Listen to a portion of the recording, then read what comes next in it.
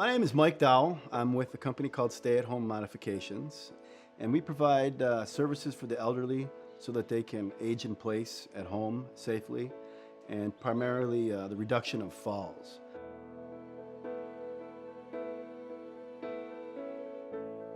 One of my favorite stories is one where I got a call from the daughter of an 85-year-old Japanese senior, and she wanted me to go to her mom to do a home assessment.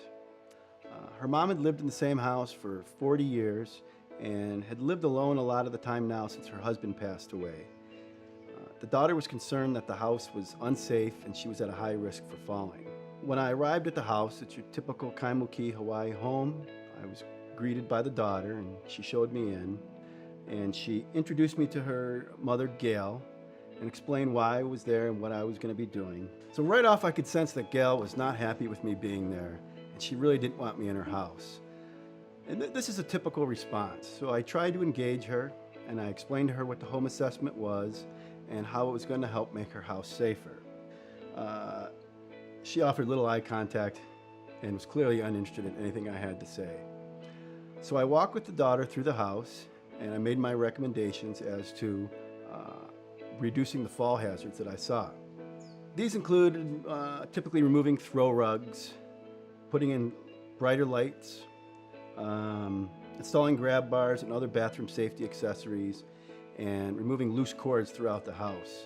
We finished up the assessment, and I went back out to talk to the mother. I wanted to try and re-engage her again, and it was clear she was no eye contact again. She wanted nothing to do with me. Didn't want me there, wanted me to go. So I made an appointment to come back and install the modifications that we discussed.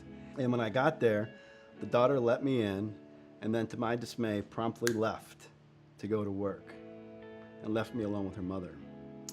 So Gail was no more receptive to me being there than my previous visit, so I really had my work cut out for me.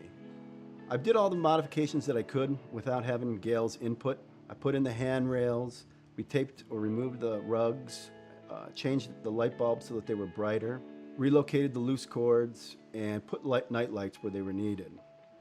Lastly, I had to get her input for the proper height for the shower chair and the grab bars. So I brought the shower chair out into the living room. I had her sit on it, adjusted it to the right height. Then I followed her into the bathroom and observed her getting in and out of the tub so that I could install the grab bars at the right height and at the right location. With my work completed, I went over everything that I had done in her house, all the modifications, and explained how each one of them were going to help her live safely and more independently at home. After observing her interact within her environment, I noticed a couple other areas that had to be addressed. So I made some plans with Gail to come back and do a couple other grab bar installations. When I returned, Gail had a completely different attitude. She had the biggest smile on her face when she told me she could now take a bath by herself without the assistance of an aide.